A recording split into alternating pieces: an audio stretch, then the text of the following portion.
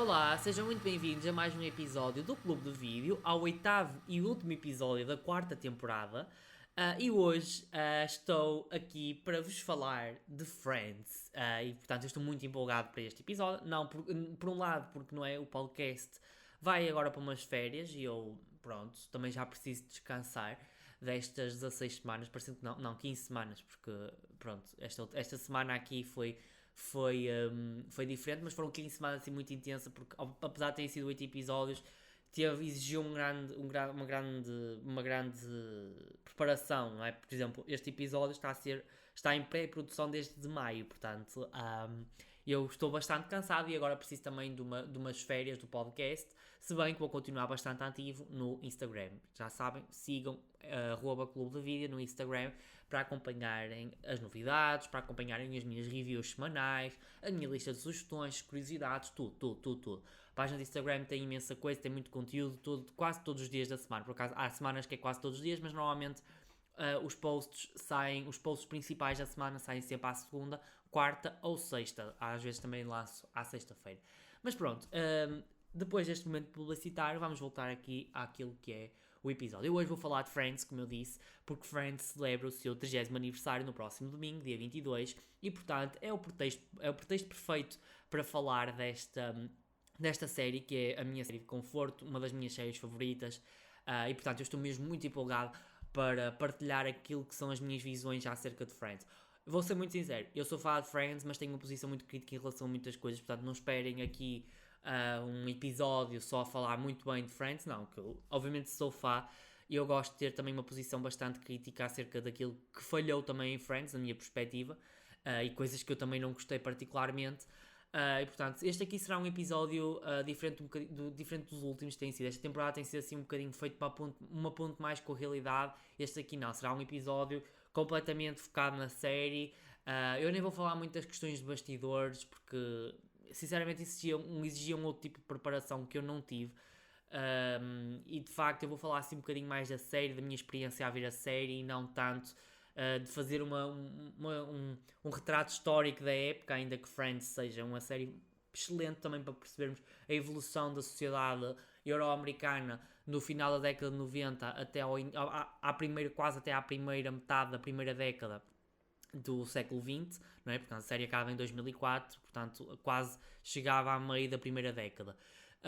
E de facto há uma grande evolução a nível da tecnologia e podemos falar disso. Mas hoje eu queria fazer um episódio mais descontraído, porque é o último episódio desta temporada, e portanto vou falar assim um bocadinho da minha experiência a ver Friends, aquilo que eu gosto, aquilo que eu não gostei, da minha temporada favorita, e depois, numa segunda parte do episódio, vou falar individualmente de cada uma das personagens. Portanto, será esta mais ou menos a estrutura do episódio. Duas partes, a primeira mais generalista, a segunda focada em cada um dos personagens, cada um dos protagonistas.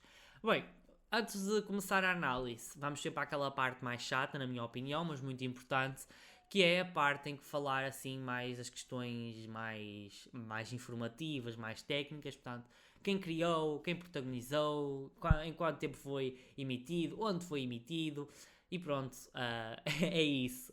Hoje o episódio vai ser muito menos sério do que aquilo que tem sido. Portanto, como eu estava a dizer, vamos agora à parte mais informativa.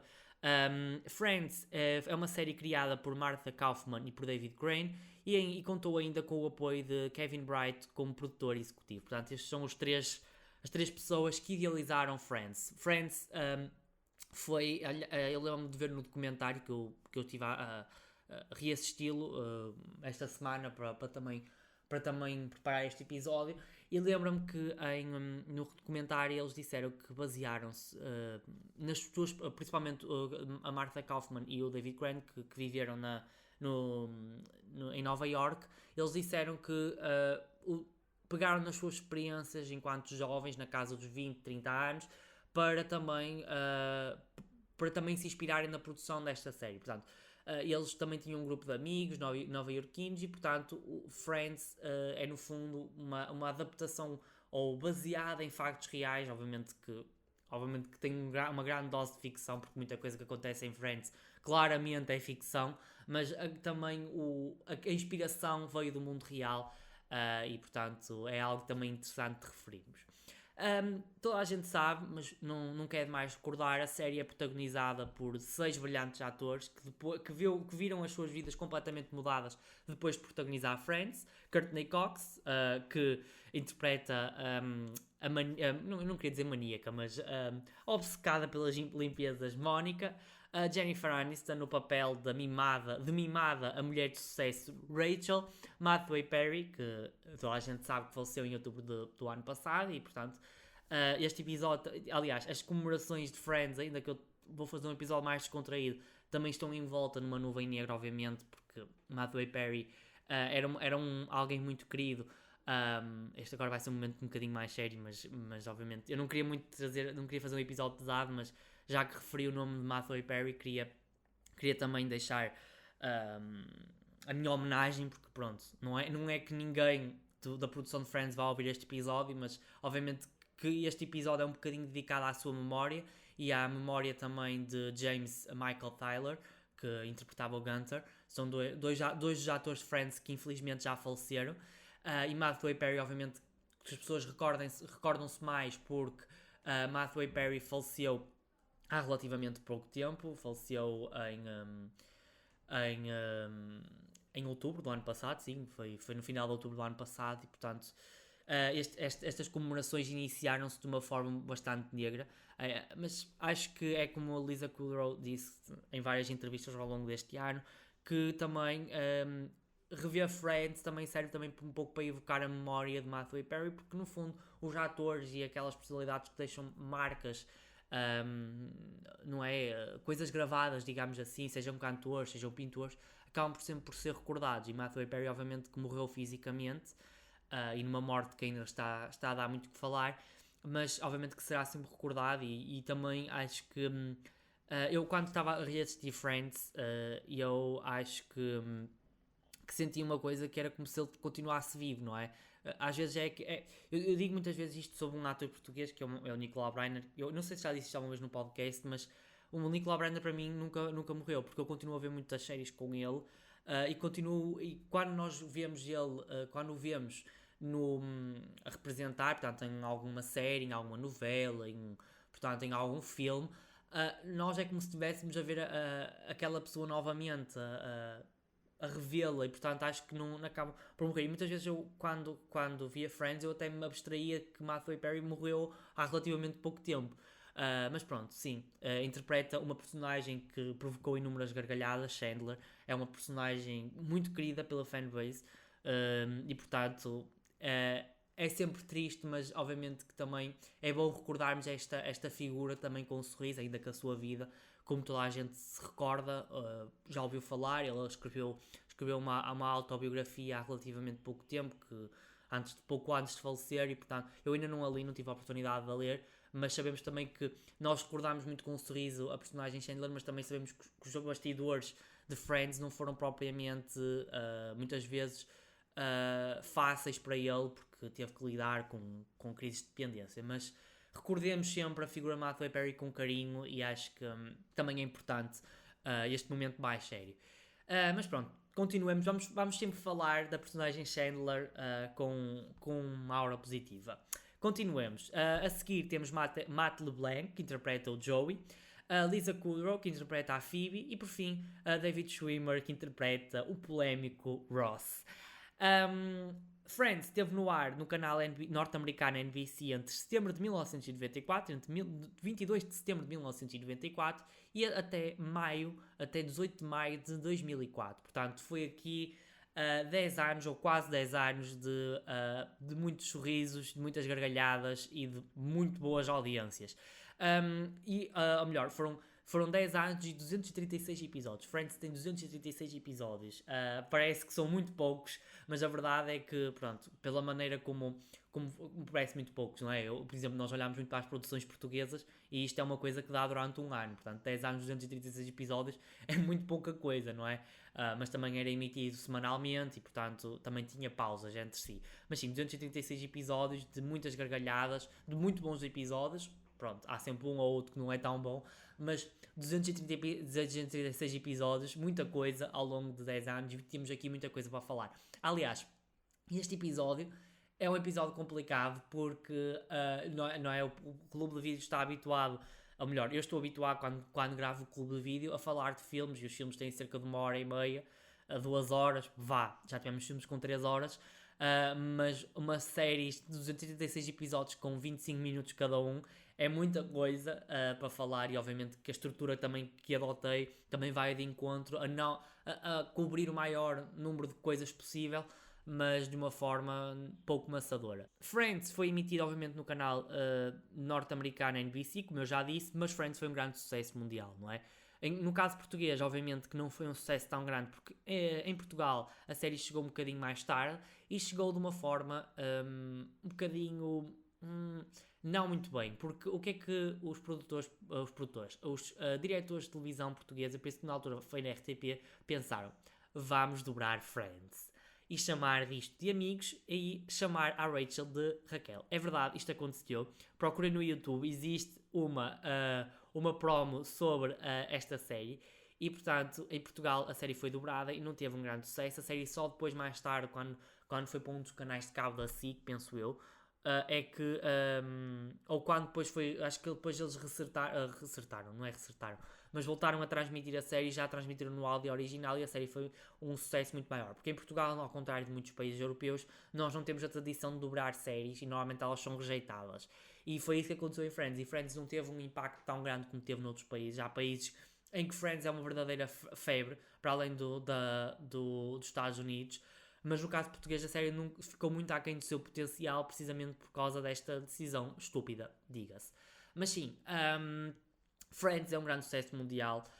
Friends foi transmitido em milhares de países, existem 192 países, portanto, em centenas de países, e portanto, prova-se que extravasou, ainda que seja uma série tipicamente americana sobre a América, com traços culturais da América, se bem que pronto, podemos discutir aqui se hoje em dia nós também não absorvemos muito daquilo que é cultura norte-americana, mas a verdade é que é uma série tipicamente americana, tipicamente nova-iorquina, e portanto o seu sucesso também se deve também... Eu acho que o seu sucesso obviamente tem esses traços, não é? Mas Friends, na minha perspectiva, tem um grande sucesso, porque Friends fala daquilo que é basilar na vida humana, portanto, fala de romances, da amizade, portanto, é muito à volta disso, e portanto é uma série que cai no gosto facilmente, porque é uma série um bocadinho aparvalhada, digamos assim, aparvalhada não no mau sentido, mas é tipo uma série que tipo, não se leva muito a sério, mesmo os momentos de drama. Eu ainda há pouco tempo estava a ver uma cena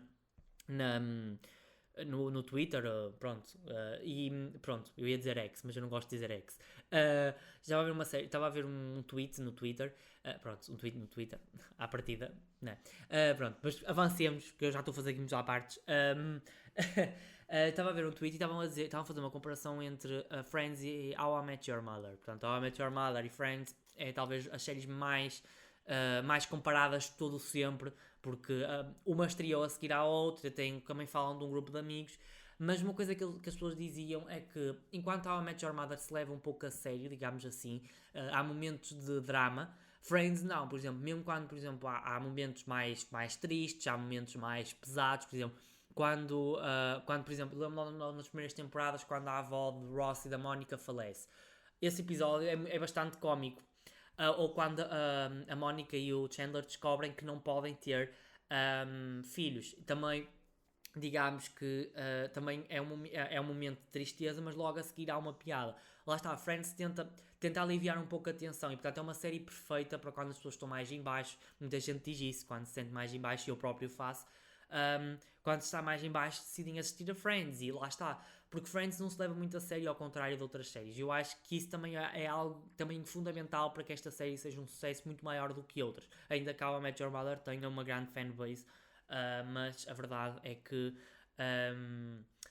sim, lá está, é isso que eu queria dizer, que eu acho que Friends fala das coisas basilares, portanto, a amizade, os romances, mas também tem esse lado mais descontraído, que acaba por cair no gosto, e por ser uma série que é uma série de conforto, sem dúvida alguma. Mesmo os próprios cenários das primeiras temporadas são mesmo, eu acho que o Central Park, para mim, é um cenário mesmo de conforto. Eu adorava entrar naquele café, aqueles sofás confortáveis, beber um cappuccino, pronto.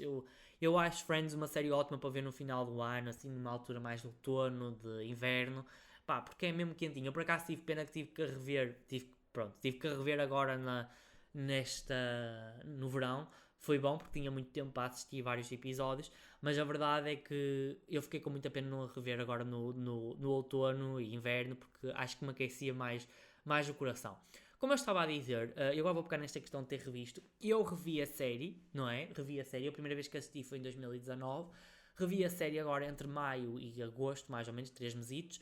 E ainda vi pela primeira vez o spin-off de Friends, Joey. E revi o documentário A Reunion, que foi lançado em 2021 pela HBO. Portanto, eu fiz assim um percurso por tudo o que está ligado a Friends. Isto é uma série que falta-me ver, que está na minha listinha, que é Mad About You, que é uma série em que a personagem, a irmã gêmea da Phoebe, a Úrsula, aliás, a Úrsula pertence a essa série, e depois também há duas personagens que participam em Friends quando vão ao Central Park, mas eu gostava muito de ver essa série porque já ouvi falar muito bem dela, mas assim, aquilo que está mais ligado a Friends eu já assisti, só falta mesmo assistir a isso. Mas pronto, vamos passar agora a uma segunda parte do episódio, vamos passar à parte mais da análise. E eu, como eu disse no início do episódio, dividi isto em duas partes. Nesta primeira parte, que vai já ser já a seguir, vou falar um bocadinho sobre aquilo que foi a minha experiência a assistir Friends, das duas vezes, as temporadas que eu mais gostei, aquilo que eu acho que falhou em Friends. Na segunda parte vou falar um bocadinho de cada personagem individual e o que é que eu acho que são os seus pontos fortes e os seus pontos fracos. Um bocadinho à volta disso, também um bocadinho para complementar algumas das opiniões que eu vou dar nesta primeira parte. Ora, muito bem, eu assisti, como eu disse há poucos minutos, Friends pela primeira vez em 2019, entre final de 2018 e inícios de 2019, e eu fiquei logo apaixonado pela série. Eu não sei, eu gostei tanto e eu tenho imenso merchandising de Friends. Eu vou ser muito sincero, eu tenho um copo de Friends, eu tenho o Monopoly de Friends, tenho um póster de Friends, eu tenho ainda ímãs de Friends, portanto eu já gastei muito dinheiro. Ainda tenho uma caneca de Friends, atenção, a dizer How You Doing, do Joey. Tenho um copo que me ofereceram, aliás, que é sobre uma frase sobre a Mónica, o Monopoly. Tenho um quadro, portanto tenho muito merchandising de Friends. Ainda tenho uma camisola, uma t-shirt de Friends. Tenho muita coisa de Friends, e de facto eu gosto muito da série. Eu sou mesmo fã da série, gosto muito dela. E de facto foi logo paixão à primeira vista. Eu gostei mesmo muito. E de facto foi uma série que também me fez muito bem. Também nessa altura não andava muito bem psicologicamente, e de facto fez muito bem assisti-la, porque não sei, mesmo nos momentos maus, quando estamos mais tristes, foi quase como se fosse um porto seguro, e foi por isso que eu fiquei tão fã desta série. Por isso que eu digo que Friends tem esse lado mais descontraído e que nos faz gostar tanto dela, e é quase como uma companhia. E aquelas 6 personagens que nós vemos são quase como se fossem nossos amigos, que nós estamos habituadas a seguir as suas vidas, a compreendê-los, muitas vezes a defendê-los, não é? E portanto eu acho que foi uma boa experiência assistir Friends, e esta segunda vez obviamente que não teve o impacto da primeira, mas também foi muito bom revisitar alguns enredos que eu já não me recordava, mas eu depois também estava sempre em algum episódio. Eu sei o que é que vai acontecer agora. Não sei o quê. Não sei o que mais. Opa, também foi muito interessante. Obviamente que eu depois de assistir a primeira vez, eu ainda fui assistindo a alguns episódios assim soltos. Aqueles episódios que eu me recordava mais, ou que às vezes até via na televisão, porque a Fox Comedy, agora a Star Comedy, está sempre a passar a série. Eu às vezes eu estava numa casa de um colega meu e via um bocadinho da série. Porque lá está, nós depois... a segunda vez é um bocadinho diferente. Não é que não tenha gostado, mas obviamente que não é aquela empolgação para assistir como a segunda vez. Foi uma experiência diferente na minha perspectiva. Foi engraçado na mesma. Os episódios continuam a meter muita graça, mesmo já sabendo o que é que vai acontecer, e depois até ficámos, isto aqui foi bem trabalhado, isto aqui foi mal trabalhado, e depois nós ficámos com uma posição mais crítica. Por exemplo, há muitos enredos que eu vou ter que falar disto a seguir, e eu não queria não queria já falar sobre isto, porque há uma personagem específica que eu quero falar e que quero abordar esta questão. Mas há um enredo que eu acho péssimo na série, e que ocorre numa temporada e na semana a seguir, na série a seguir, há uma contradição completa acerca disso. E portanto, nós ao já conhecermos a série temos uma experiência diferente, obviamente perde-se aquele lado mais de descoberta, mas ganha-se um outro, que é, portanto, ter uma posição muito mais crítica acerca da série. Eu tenho uma temporada favorita, eu não vou falar muito dos meus episódios favoritos, há dois que eu gosto particularmente, três, aliás, há três que eu gosto particularmente, um, e eu. E eu gosto de uma temporada em específico, é a quinta temporada, sempre disse. A minha temporada favorita, e esta segunda vez só reforçou essa minha tese, que a minha temporada favorita e que eu acho que é o auge da série, é a quinta temporada. É uma temporada icónica do início ao fim. Nós temos o rescaldo do facto do Ross trocar o nome à Emily. Temos o nascimento dos sobrinhos da Phoebe, não é? Portanto, ela foi barriga de aluguer. Temos a questão que é aquilo que é mais fascinante, que é a cena, portanto, o romance de Chandler e da Mónica e aquele segredo, e que depois vai nos render um dos melhores episódios de toda a série, que é The One Where Everybody Finds Out, que é quando nós vemos a Phoebe dentro da casa do Ross a assistir a um lindo espetáculo da Mónica e do Chandler a beijar, e fica completamente chocado. Aliás, a maneira como é conduzida essa descoberta é fenomenal. Portanto, o último é o Ross, e que era também o mais temível que se soubesse, porque existe aquele bro code, que é a ideia de não ter nada com as irmãs dos amigos, e o Chandler obviamente vai quebrar isso. E era a personagem mais temida que se descobrisse.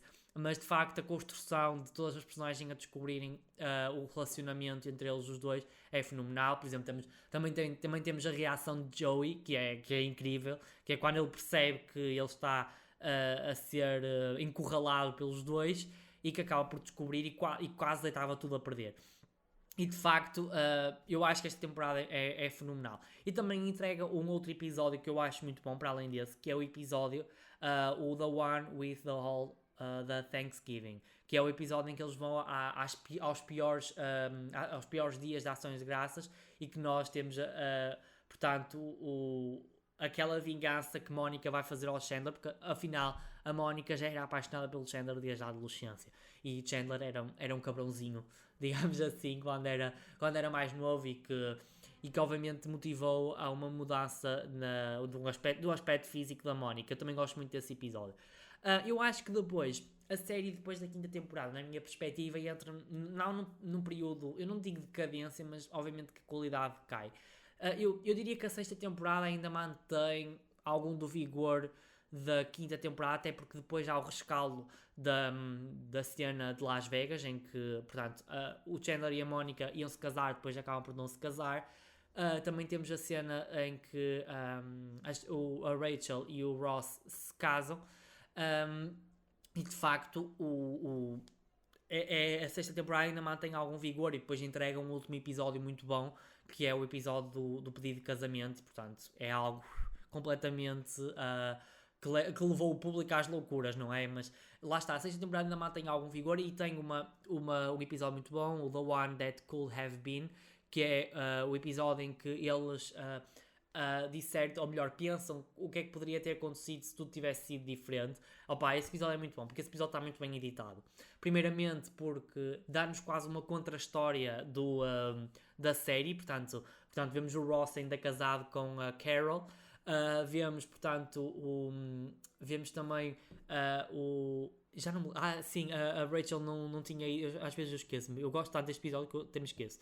A Rachel, esqueço-me, eu tenho péssima memória, tipo, é o que eu digo, há episódios que eu me lembro muito bem, mas este aqui que eu gosto tanto, eu não me lembro de quase nada, tipo, porque eu acho também, porque este episódio também acaba por não ser, eu acho que também, se o episódio fosse mais recordado pelas redes sociais, eu lembrava-me mais, porque, por exemplo, o episódio em que a Phoebe descobre essa cena deu um Emmy incrível.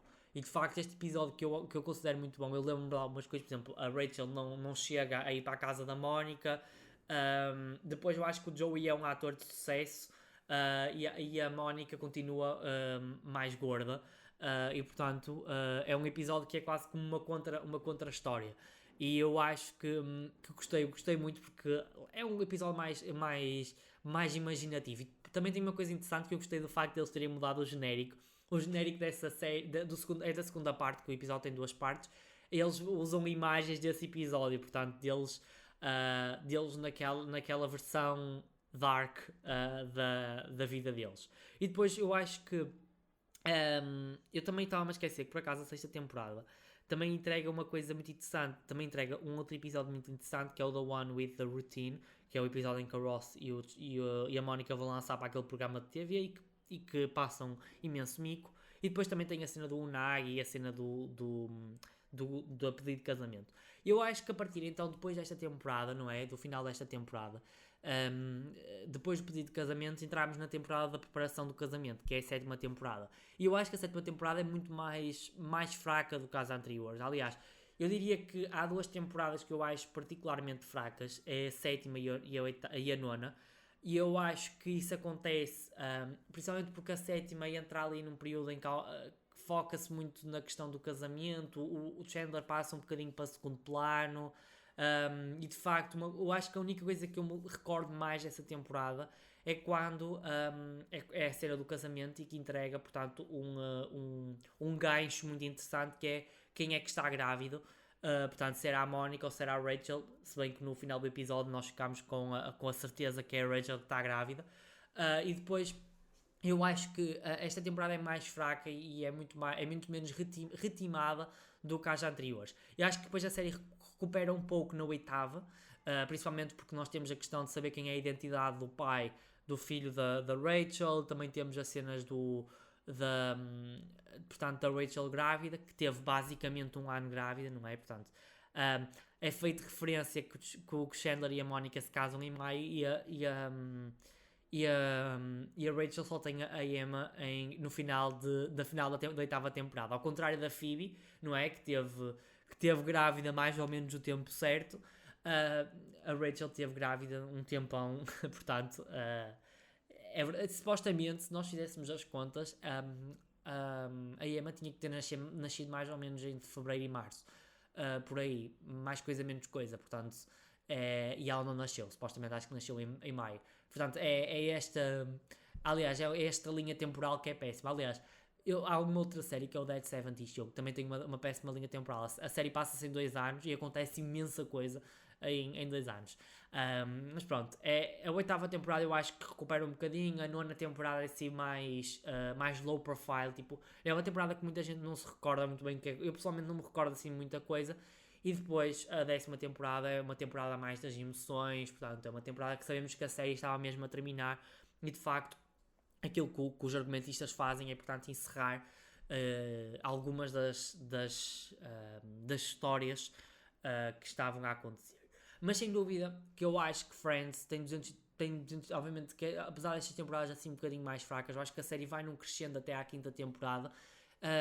Acho que Friends nunca perde a qualidade. São temporadas menos ritmadas, menos icónicas, e eu acho que a série nas últimas temporadas já não sabia muito bem que rumo é que dar a algumas personagens, e eu já a seguir vou desenvolver esta ideia. E depois já há muitos episódios de flashbacks, portanto, a série obviamente que tinha que terminar mais dia menos dia, e eu acho que terminou no tempo certo, porque terminou de uma forma, obviamente que já longe do auge, não, longe, relativamente longe daquilo que foi o auge da quinta temporada, mas ainda conservava uma certa qualidade. Eu acho que se Friends tivesse continuado mais anos, e muito provavelmente ainda teria tido mais sucesso, talvez em mais 2 ou 3 temporadas. Sabemos que pronto, a televisão norte-americana é muito, muito volátil e que as temporadas numa temporada estão muito bem, noutra não estão. Mas Friends eu acho que terminou na altura certa, terminou com glória e terminou recordado. Eu acho que as séries têm que ter um fim e, portanto, há séries que não é, portanto, a Anatomia de Grey que está há 20 anos no ar. Não sei se a série ainda continua a ter faz, mas não sei se a série vai acabar em glória. Não sei se me estou a fazer entender, porque lá está. Eu acho que há momentos certos para terminar as séries. Eu acho que Friends terminou no momento certo, terminou numa altura em que lhe permitiu ainda ter um estatuto de série, não é de culto, mas um clássico da televisão norte-americana. E portanto foi muito bem terminada na altura certa, em 2004. Sem dúvida que eu gosto imenso de Friends, e eu agora nesta segunda parte vou falar um bocadinho de cada personagem individualmente, e aqui vou desenvolver alguns pontos que eu já foquei nesta primeira parte. E vou ter aqui uma posição mais crítica em relação a um destes protagonistas, que é o Joey. Eu acho que Joey é a pior personagem desta série, mas já lá vamos. Eu vou começar por ordem, eu vou fazer isto por ordem alfabética. O primeiro será Chandler. Chandler é sem dúvida uma personagem que eu gostei muito mais de assistir nesta segunda parte. Eu, na primeira vez que assisti, não percebi o grande fascínio à volta de Chandler, mas desta vez eu acho que não é que não gostasse dele, mas não percebia o fascínio. Porque é que é a personagem favorita? Não continua a não ser a minha personagem favorita, mas eu acho que o Chandler é uma personagem muito interessante nas primeiras 5 temporadas. Eu acho que é uma personagem que nós gostamos facilmente. Eu agora, hoje em dia, fazendo assim uma abordagem mais descolada, eu percebo porque é que o público gosta de Chandler, porque Chandler é uma personagem bem construída. Nós gostamos de assistir a Chandler. O Chandler é um bom amigo, é um bom namorado, sabe estar lá quando é preciso. E ao mesmo tempo é uma personagem engraçadíssima. Ou seja, o Chandler, como é que ele dizia que não é que fazia o humor quando se sentia desconfortável, e que o humor era uma arma para aquilo que tinha sido a sua vida, não é? Portanto, ser filho de pais divorciados, portanto, de facto, ter tido uma infância assim muito peculiar, mas Chandler tem sempre uma resposta pronta, e não é? E é isso que nos faz gostar tanto dele. Ele é muito, não tem filtros nenhuns e diz as coisas. E depois há uma coisa muito interessante, e eu já reparo isto também na personagem do Ross, é que Matthew Perry, no Ross, não é? Pronto. Que é a forma, não é? O Ross é interpretado por outro ator, mas também tem esta questão da linguagem, que o Matthew Perry tem uma forma de falar que depois deu asos a inside jokes, não é? Portanto, quando eles estão-se a imitar mutuamente, ele tem uma forma de falar. Por exemplo, eu lembro principalmente o David Schwimmer, na primeira temporada o Ross tinha uma teatralidade, ou seja, ele tinha uns gestos muito peculiares. Ele depois, eu acho que o Ross perde um bocadinho esses gestos e ganha outros, mas se nós olharmos para o Ross do primeiro episódio, ele tem uma forma de se comportar. Por exemplo, quando ele abre o pacote de açúcar e mete no cappuccino ou no café da Rachel, mexe, é tudo ali muito, muito engraçado. E eu aqui vejo no Matthew Perry, na forma como ele interpreta o Chandler, também há uma imagem de marca, que é a forma como ele diz as palavras, portanto, aquelas pausas, e é muito engraçado. E eu acho que é uma das coisas que mais recordo quando se fala do Chandler, é também a forma como ele fala, e também a cena dele fazer uma piada sempre que alguém diz alguma coisa. Portanto, eu também identifico muito com isso. Também tenho o hábito de fazer, sempre acrescentar um comentáriozinho depois de alguém dizer alguma coisa. E o Chandler tem uma tendência natural para não ser sarcástico, tem uma tendência natural para ser sarcástico e para não se controlar quando diz. E, portanto, eu hoje em dia consigo compreender porque é que Chandler é tão gostado. Ele é de facto um bom marido, um bom amigo. Portanto, é alguém que nós gostaríamos de ter sempre ao nosso lado.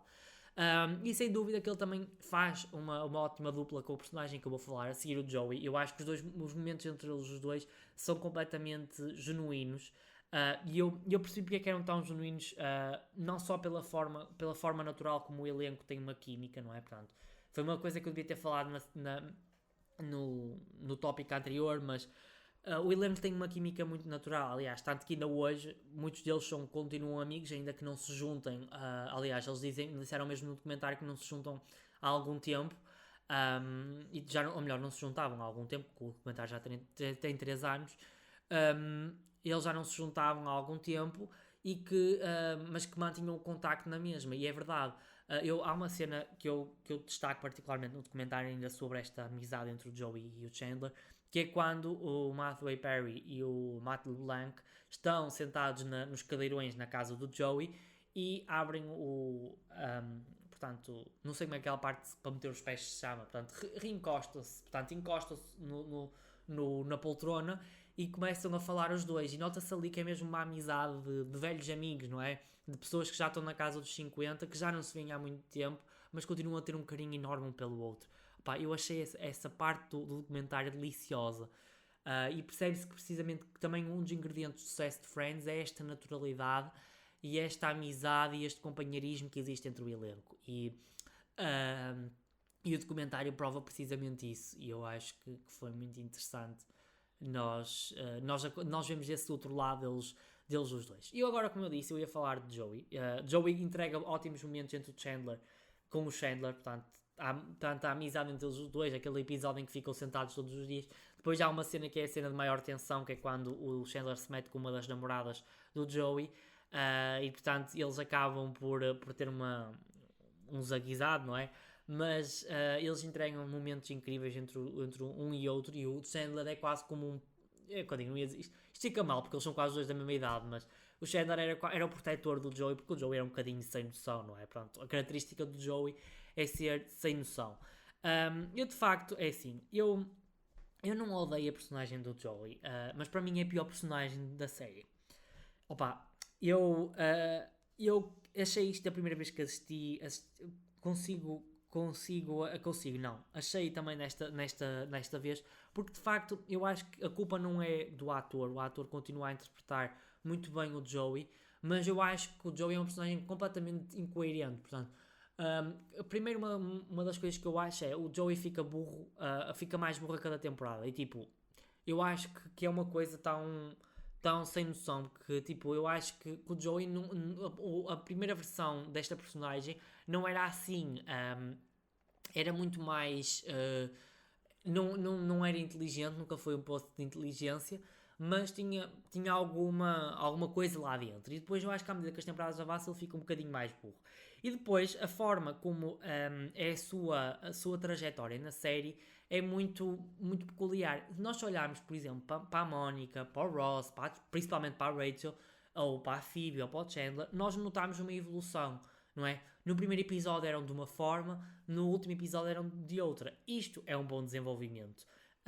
De facto, o único desenvolvimento que o Joey conheceu, para além de se ter tornado mais burro, foi ter a sua carreira ter altos e baixos, como qualquer ator. Ou seja, ele esteve na soap opera pela primeira vez, foi despedido, depois voltou como Drake Ramoray, e ele pronto, e ele anda muito à volta disso. Por exemplo, ele nunca mudou de casa, exceto num episódio quando a fama lhe subiu à cabeça, ficou sempre por ali, lá está. E eu acho que quando os criadores dizem que cada um deles terminaram com um final feliz, eu acho que o Joey não terminou. Obviamente que ele terminou empregado e está numa novela de elevado sucesso, mas depois nós percebemos que enquanto os outros estão casados e têm filhos, o Joey continua solteiro.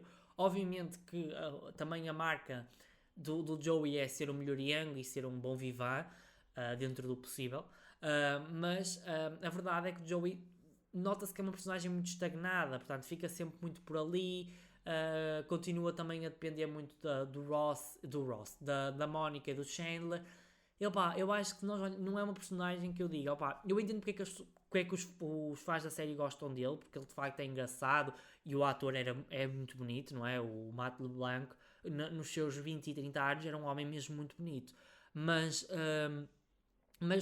eu acho que não é um personagem que eu digo, isto é muito bem desenvolvido. Não, para mim é mesmo a pior personagem da série.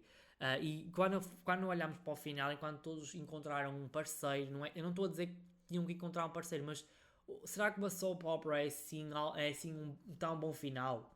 Não sei, porque o Joey queria ser famoso, mas obviamente que ele tinha alguma fama, mas era uma fama relativa, ele não era tipo um astro das telenovelas, lá está. Eu acho que é talvez isto que falha.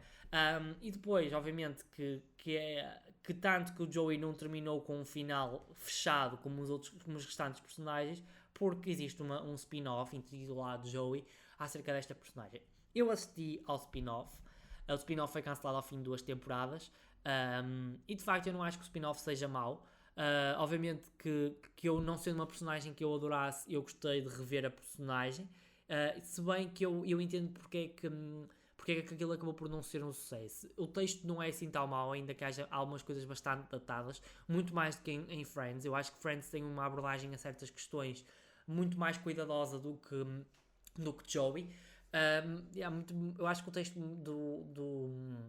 de Joey é extremamente machista muitas vezes, muito brejeiro muitas das vezes, ao contrário de Friends. Friends tinha esse lado mais popular, mas não era propriamente brejeiro. Eu acho que às vezes Joey foge um bocadinho a esse lado, foge o pé para o chinelo, como eu gosto de dizer, e talvez foi uma das coisas que eu não gostei, mas eu não acho que a série seja má, nós vemos um Joey um bocadinho mais maduro, que é assim, o que também contradiz um pouco daquilo que foi aquilo que foi a sua trajetória. Por um lado, eu gostei de vê-lo um bocadinho mais maduro. Ele vai para Los Angeles, ele vai ter com a irmã, com a Gina, e vai viver para Los Angeles para seguir a sua carreira de famoso. O que faz sentido, não é? Pronto, eu entendo que depois nenhum dos personagens saiu fora de Nova York ou dos subúrbios de Nova York, mas Joey, se calhar, um bom final para ele era ter ido para Los Angeles, porque Los Angeles é a terra dos sonhos e é onde ele podia adquirir fama. E lá está, e eu acho que o spin-off explora um bocadinho isso e é interessante nós vermos essa trajetória de Joey. Mas lá está, eu entendo porque é que não foi um sucesso, porque eu acho que o Joey também parece um bocadinho caracterizado.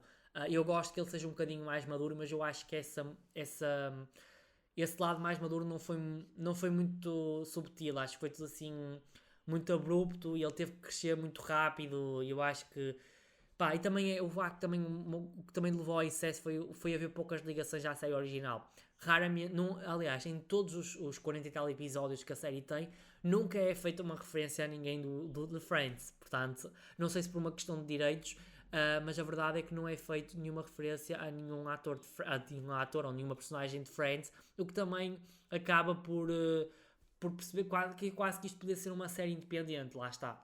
Mas, epá, não acho que seja péssimo, mas também não é nada de extraordinário. Não chega aos calcanhares da série original. Mas lá está, esse spin-off também revela precisamente que Joey não teve um desenvolvimento tão fechado como os restantes personagens. Agora, a seguir, vamos falar de Mónica, interpretada pela Courtney Cox. A Mónica é uma personagem que eu acho que foi crescendo ao longo da série. Eu acho que principalmente o romance com Richard e depois principalmente o romance com Chandler foram dois grandes musts para esta personagem. Eu gostei da abordagem a um relacionamento mais... Portanto, ela estava na casa dos 30, o Richard estava que era o Tom Selleck, acho que é assim que se chama o ator. Ele estava na casa dos 50 anos, portanto, eu gostei desta abordagem à diferença de idades, o que rendeu também cenas interessantes, não é? Principalmente porque ele era amigo da família. O que também é interessante e também um bocadinho perturbador, não é? Porque ele conhecia desde pequena, portanto... hoje em dia não sei se isso seria tão bem aceito, mas a abordagem, um relacionamento entre diferentes estágios da vida é interessante, principalmente porque ele não queria ter filhos, ela queria, porque ele tinha acabado de se divorciar. Foi algo que também trouxe para cima da mesa alguns temas que Friends, apesar de ser uma série de comédia e ser muito descontraída, como eu disse, também abordava temas assim um bocadinho mais sérios e inovadores para a altura, não é? Portanto, temos um casal lésbicas, ainda que não exista beijos, temos, por exemplo, a questão da barriga de aluguer, da Phoebe, temos esta questão, portanto, nós também temos o facto do pai de Chandler ser uma personagem trans. Pronto, eu acho que é interessante nós termos estas abordagens a estes temas e eu gostei ainda que pronto, existe esse lado mais perturbador e foi uma personagem que eu fui aprendendo a gostar. Eu acho que ela termina de uma forma ela vai crescendo, vai se tornar muito icónica, portanto aquele lado competitivo dela rende sempre cenas muito engraçadas, e acho que a Mónica faz e também esse lado, também a parte da competitividade e o facto de também ser muito rejeitada pelos pais, não é? Porque os pais têm um orgulho no Ross, mas depois ignoram-na. Mas Mónica é uma personagem fenomenal. Eu gosto muito dela. Aliás, eu gosto muito mais das personagens femininas do que as personagens masculinas, tenho que dizer. Mas Mónica, ainda que não seja a minha personagem favorita, gosto muito dela. Ainda que eu acho que muitas vezes a fanbase não seja tão... a Mónica parece muito atrelada ao casal de Chandler, porque o Chandler é muito querido pela fanbase e a Mónica não é tanto. Mas é uma personagem muito boa de assistir e que rende sempre momentos muito engraçados. Aquele lado estressado dela, aquele lado competitivo, opa, é incrível. Eu acho que a Courtney Cox brilha imenso neste papel. Aliás, a Courtney Cox é muito boa atriz. Ela tem papéis muito bons, por exemplo em Scream também, e eu acho que é uma atriz que ficou muito associada à Friends, porque Friends no fundo... aliás, exceto a Jennifer Aniston, que conseguiu furar um bocadinho a bolha, muitos destes atores acabaram sempre por ficar muito presos a Friends e deu-lhes uma fama incontornável. E Courtney Cox conseguiu 2 sucessos na vida, que foi... e o Cougar Town também. Que eu ando para assistir a esta série há bastante tempo. Mas Cougar Town é uma sitcom muito mais nicho. Mas sim, a Courtney Cox teve 2 grandes sucessos na vida, mas muitos destes atores ficaram muito associados a isto. Matt LeBlanc agora apresenta o Top Gear, acho eu. Portanto, eles não tiveram assim uma fama extra Friends, o que acabou por, lá está, nós sempre que falámos de um destes atores, eu acho que a Jennifer Aniston furou um bocadinho esta bolha, mas sempre que falámos destes atores remete-nos sempre para Friends. Diria que quem teve mais sucesso foi Courtney Cox, foi mesmo o elenco feminino, Courtney Cox, que pronto, teve dois anos de sucessos. A Lisa Kudrow faz séries incríveis, o The Comeback, que eu ando para assistir há muito tempo, que toda a gente fala muito bem da Comeback. Existe uma outra que ela fez sobre terapia na web, uma cena assim. E ela também está muito ligada ao humor. E durante ainda a altura em que fez Friends, também fez o Michelle and Romy, que é um filme muito engraçado que viu há pouco tempo. E a Jennifer Aniston hoje em dia faz séries e filmes de grande sucesso, não é? Portanto, The Morning Show, fez também aquele da Netflix com o Adam Sandler.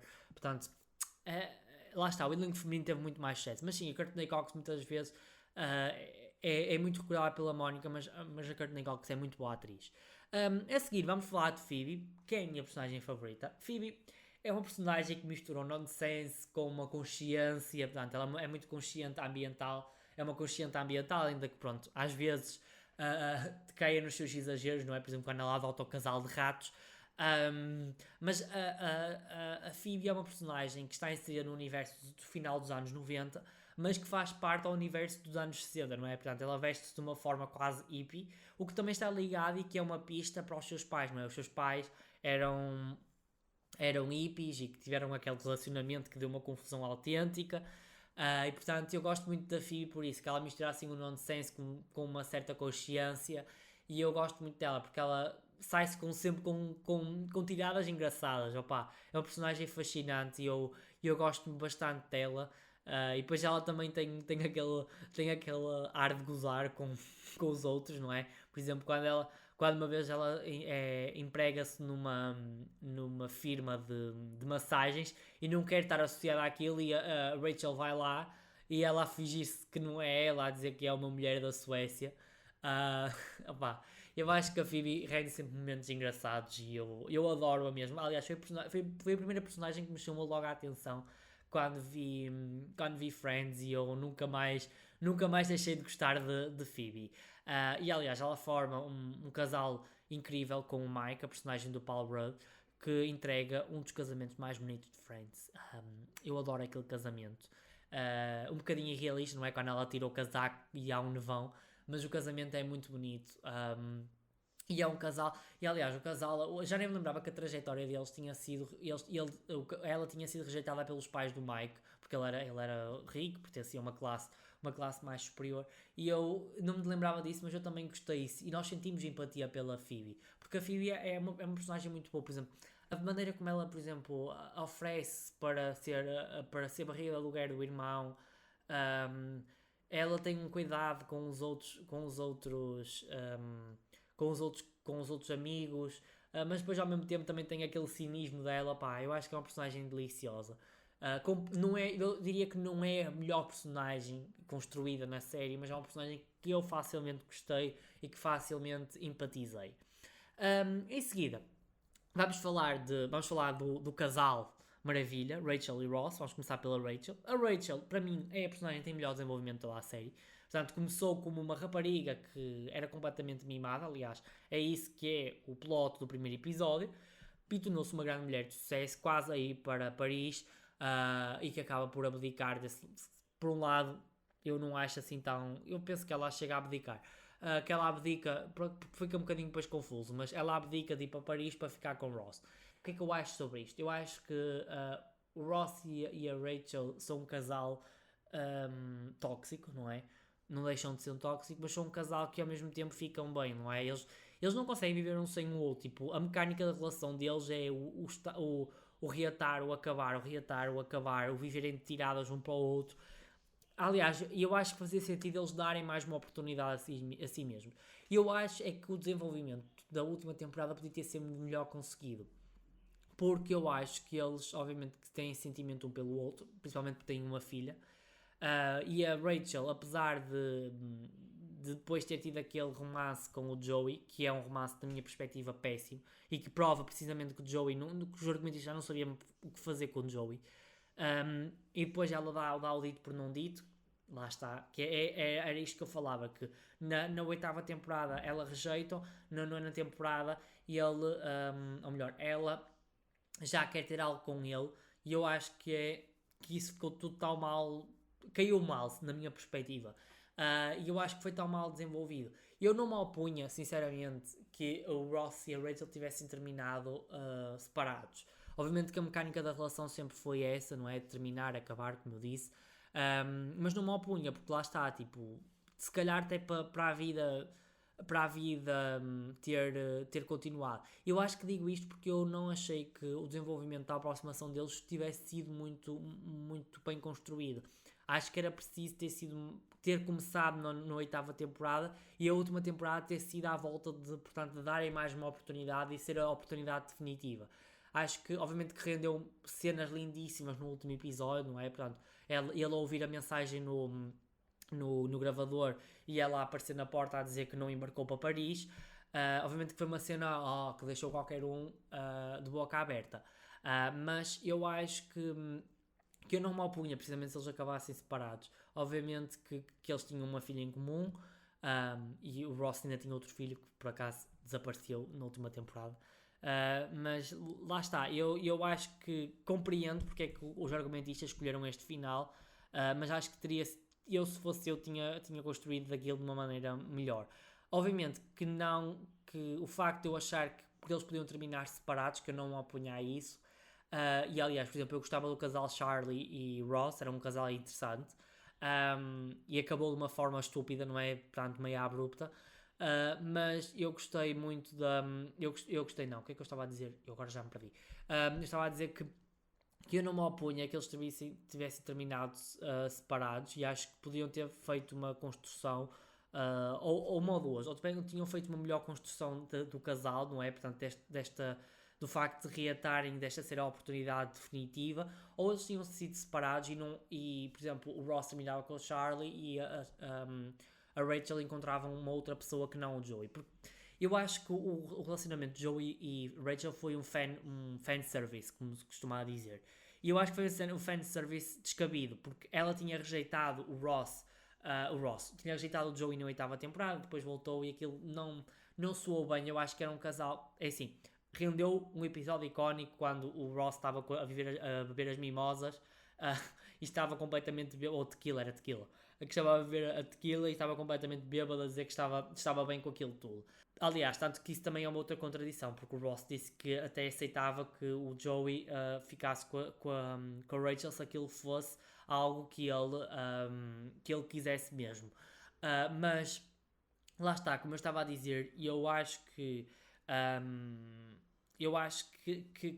o Joey e a Rachel nunca eram um casal para terminar junto. Foi um fanservice sem sentido nenhum e que eu acho péssimo.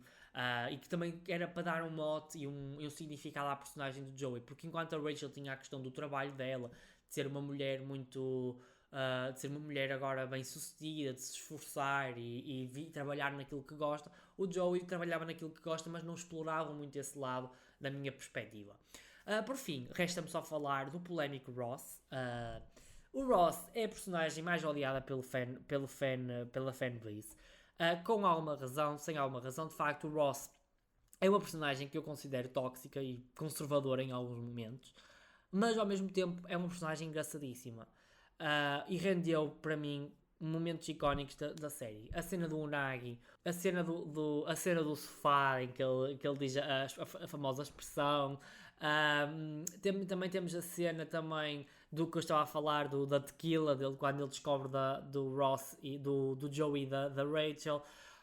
Também temos também a cena do My Sandwich. Portanto, a verdade é que o Ross rendeu momentos incríveis na série, apesar dele ser muitas vezes um bocado. Nós não gostamos dele muitas vezes, parece que nos dá uma chapada nele, porque a maneira, eu acho que ele era muito tóxico com a Rachel, lá está, e é por isso que eu também talvez não me opusesse ao facto de eles acabarem separados, porque eu entendo que a mecânica fosse essa, mas a verdade é que eles também juntos também estavam sempre em conflito, e depois da cena supostamente We Are On A Break, um, também revelam precisamente também que eles andam sempre desencontrados, e eu acho que obviamente que o casal foi que também deu mote à segunda temporada, não é? Portanto, foi muito à volta deles construírem uma relação, e depois a terceira é à volta do fim, e a quarta é à volta deles se separarem outra vez e dele casar com a Emily. Lá está,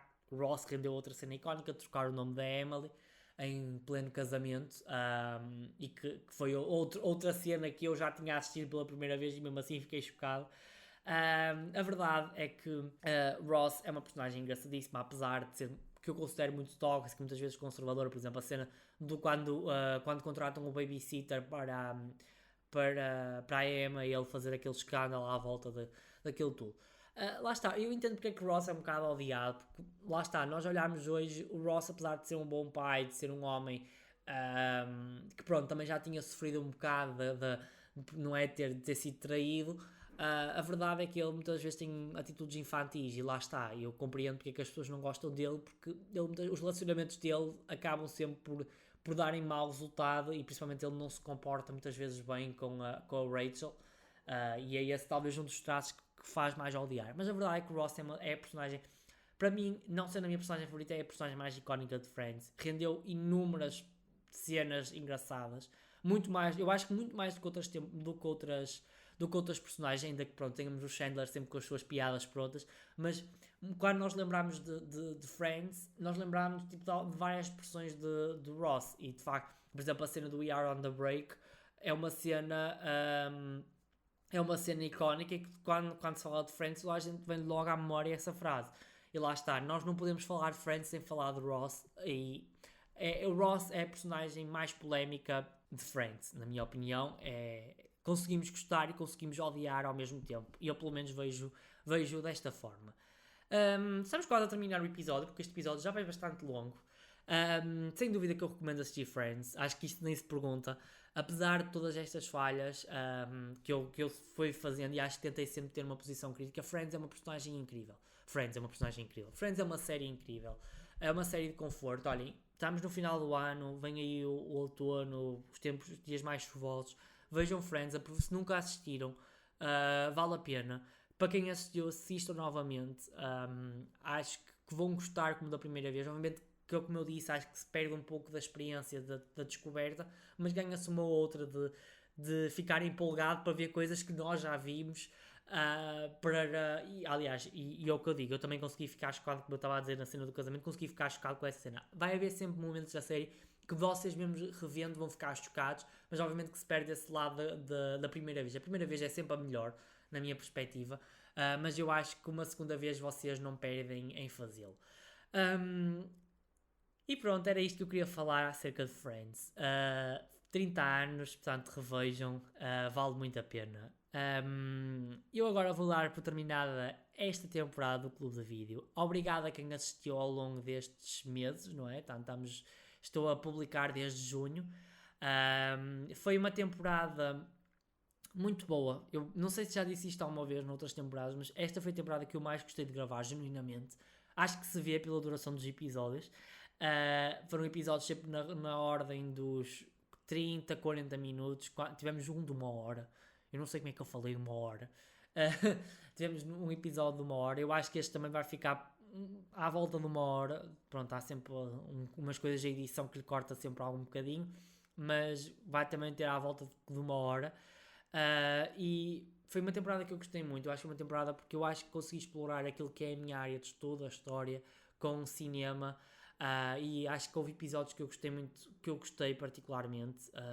Para mim, o meu episódio favorito desta temporada foi o Pretty Human. Também gostei muito do segundo episódio, das Armas e o Povo. E também gostei de 1917. Gostei muito de ver o filme, gostei muito de gravar. Por outro lado, o episódio que eu menos gostei, e que era um episódio que eu ia achar que ia gostar muito de gravar, que era o Bobo. Opa, eu gostei do filme, mas eu acho que tive uma enorme dificuldade em falar dele. E é por isso que eu não acho que o primeiro foi o episódio mais curto da temporada, foi um episódio que eu não adorei fazer. soubesse hoje fazê-lo de uma outra forma, mas pronto, também aprendemos com os erros. E portanto, muito obrigado a quem ouviu o podcast. Continuem a seguir no Instagram, vou continuar obviamente a publicar. E portanto, vocês vão acompanhar sempre várias reviews ao longo do ano.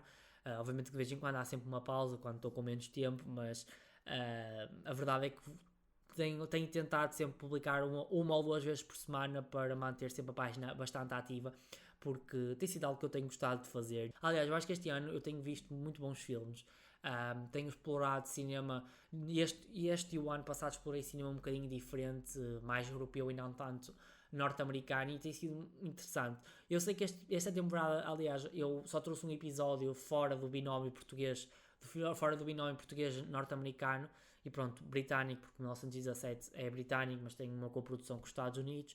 Mas o único filme assim mais fora da língua portuguesa ou inglesa foi a Wanda. Mas eu, nas próximas temporadas, eu pretendo trazer assim coisas, diversificar um pouco as origens dos filmes, mas pronto, também vai depender. Eu ainda não, obviamente, não comecei a pensar na próxima temporada, vai existir, obviamente, estreia no próximo ano, não vai estrear este ano.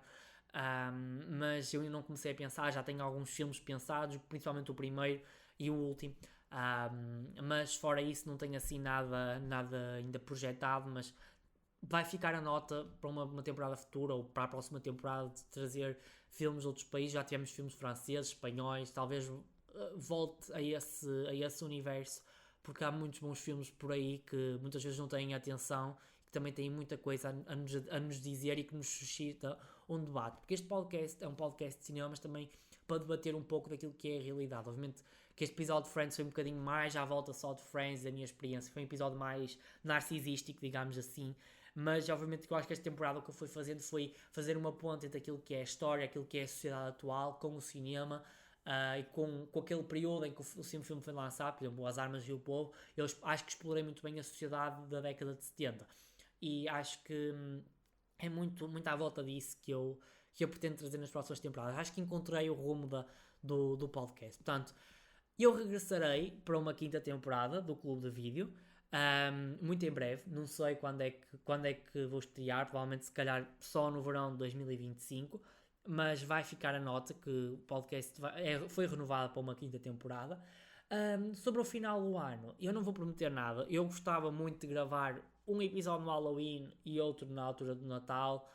Eu para a altura do Natal tenho uma ideia pensada, tenho que falar com algumas pessoas que eu gostava de trazer aqui ao podcast, porque eu queria testar aqui um modelo de gravação e que iria ser adaptado futuramente, mas ainda não pensei acerca disso. Mas veremos se existirá episódios no Natal. Também, se existirem, obviamente que anuncio na página do Instagram e vocês poderão ouvi-lo claramente. No Halloween eu estou assim um bocadinho na dúvida, porque não sei se vale a pena fazer, porque já tenho algumas coisas pensadas para a página do Instagram e não queria ser muito redundante. Só se encontrar assim um filme que diga, sim senhor, isto aqui dá mesmo um bom episódio. Porque eu também tenho que fazer essa diferença entre aquilo que é review e aquilo que é a análise mais profunda aqui no podcast. Mas pronto, muito obrigado, como eu já disse, a quem assistiu esta temporada, e até ao próximo episódio do Clube de Vídeo. Até lá!